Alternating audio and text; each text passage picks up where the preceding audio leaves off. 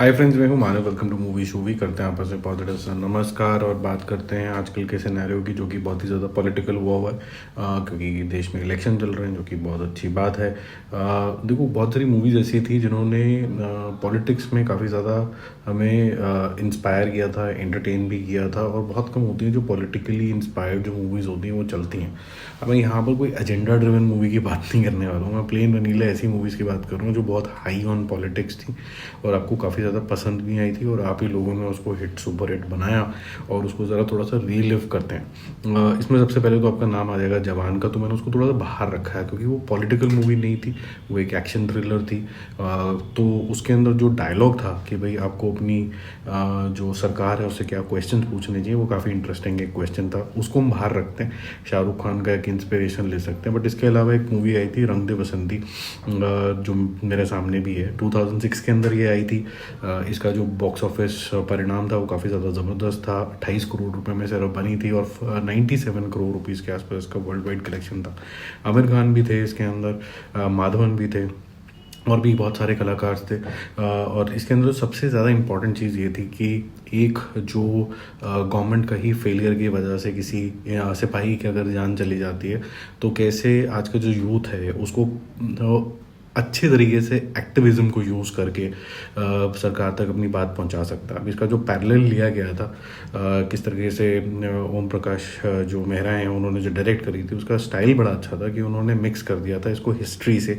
कैसे हमारे जो वीर फ्रीडम फाइटर थे उन्होंने भी सेम तरीके से एक्टिविज़्म किया था और उससे फिर मैचिंग करके ये फिल्म बनी। और अच्छी बात ये है कि जब ये आई थी मूवी 2006 के अंदर, ये हमारी ऑफिशियल एंट्री फॉर ऑस्कर्स भी बन गई थी। वो अलग बात है, मिले ना मिले हमें उनकी ज़रूरत भी नहीं है। उस टाइम पे हम थोड़ा ज़्यादा डेस्परेट होते थे, लेकिन अभी तो मुझे ऐसा लगता है कि अगर हमने चला दी पिक्चर अपने देश के अंदर तो फिर हमें बाहर की किसी की वैलिडेशन की ज़रूरत है नहीं। सेकेंड एक और मूवी थी जो काफ़ी इंटरेस्टिंग थी, राजनीति। और उससे पहले मैं ये बोलना चाहूँगा कि जो भी लोग बोलते हैं कि बॉलीवुड के अंदर कोई हम ज़्यादा सेलिब्रेट नहीं करते हैं अपने वीर जवानों को या फिर हमारे फ्रीडम फाइटर्स को या फिर हमारी संस्कृति को, जैसे महाभारत में था, तो वैसे ही राजनीति भी एक मूवी थी, वैसे ही रंग दे बसंती भी एक मूवी थी। तो लोग भूल जाते हैं, शॉर्ट टर्म मेमोरी होता है और लोग अपना एजेंडा लगाने लग जाते हैं। 2010 में ये प्रकाश झा की मूवी आई थी, काफ़ी इंटरेस्टिंग थी क्योंकि जो टेल है वो सुनाई गई थी वो कहीं ना कहीं महाभारत से डायरेक्टली लिंक्ड होते हैं और हर एक कैरेक्टर जो था महाभारत से कहीं ना कहीं से उठाया गया था। 60 करोड़ में बनी थी। रणबीर कपूर की मूवी, अजय देवगन की मूवी, कटरीना कैफ भी थी इसके अंदर, मनोज बाजपेयी का तो मतलब रिटर्न ही हो गया था सिनेमा में एक किस्म का इसके अंदर। तो करारा जवाब मिलेगा टाइप्स। और 147 147 करोड़ रुपीज़ के आसपास इसने कलेक्शन करी थी। काफ़ी इंटरेस्टिंग था। और जो कनेक्शन था, जैसे कि पहले वाली मूवी के अंदर हमारे फ्रीडम फाइटर्स का था, यहाँ पर महाभारत से जो लिंक था वो लोगों को बहुत पसंद आया था और लेसन भी कहीं ना कहीं लोगों ने चाणक्य नीति वाला ले लिया था। फिर थर्ड नंबर पे मैंने जो मूवी रखी वो रखी है सरकार, जो 2005 में आई थी, बिग बी की मूवी। कहीं ना कहीं ये इंस्पायर्ड थी बाला साहब ठाकरे से। His way of operating and approaching politics काफ़ी ज़्यादा लोगों को पसंद आई थी। रामगोपाल वर्मा ने शायद अपने जीवन की जो बेस्ट मूवीज़ बनाई हैं उनमें से ये एक थी। कहीं ना कहीं 8 करोड़ रुपीज़ में बनी थी और करीबन 40 करोड़ रुपीज़ इसने कमा लिए थे, तो काफ़ी सक्सेसफुल थी। दूसरा, अनसेट तरीके से ये कहीं ना कहीं गॉडफादर से भी इंस्पायर्ड थी।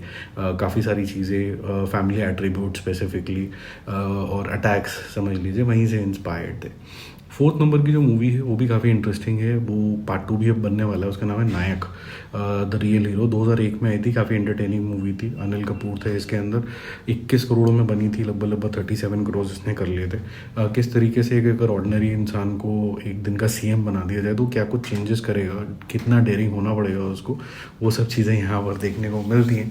हालांकि ये मूवी भी एक तमिल मूवी, मुधल वन करके कुछ मूवी है, Mudhalvan if I am pronouncing it right, 1999 में आई थी, उसकी ही रीमेक थी। बट रीमेक का अपना चार्म है, ये वाली मूवी भी काफ़ी बड़ी हिट हो गई थी और अब इसका पार्ट 2 भी बनेगा। कहीं ना कहीं जो जिन्होंने लिए हैं इसके राइट्स वो भी सिग्निफिकेंट हो जाते हैं, क्योंकि अब इसके जो राइट्स हैं वो सिद्धार्थ आनंद के पास है, तो इसको एक मेगा बजट रूप दिया जाएगा। मद्रास कैफ़े भी एक और highly I would say daring movie थी, क्योंकि इस टॉपिक पे ज़्यादा मूवी बनी नहीं है, जिसमें राजीव गांधी का असैसिनेशन था और 35 करोड़ में ये मूवी बनती है और 65 करोड़ वर्ल्ड वाइड करती है। जॉन अब्राहम की one of the best movies और एक्टिंग मानी जाती है। सुरजीत सरकार के साथ वैसे भी उनका काफ़ी अच्छा चलता है। और जो बैकड्रॉप दिखाया गया था यहाँ पर सिविल वॉर का, श्रीलंका का, पॉलिटिकल अफेयर्स का, स्ट्रगल का, वो काफ़ी अच्छा था। और एंड तक की जो मैटर है वो सुलटता नहीं है, वो कहीं ना कहीं आपको सीट से बांध के रखता है। और जो असैसिनेशन है इनडायरेक्ट तरीके से जैसे राजीव गांधी जी के साथ लिंक किया गया था, वो भी काफ़ी इंटरेस्टिंग था। तो जब मैं अपनी रिसर्च कर रहा था कि भाई आजकल के पॉलिटिकल सिनेरियो के अंदर कौन सी ऐसी एक्चुअली मूवीज़ थी जो हम नहीं चलाई जनता जनार्दन ने, तो ये 5 निकली। आपको कौन सी और कोई पॉलिटिकल मूवी जो बहुत अच्छी लगी, एंटरटेनिंग लगी और ऐसा लगता है कि सक्सेसफुल भी हुई, उसके बारे में कमेंट करिए। Bye bye.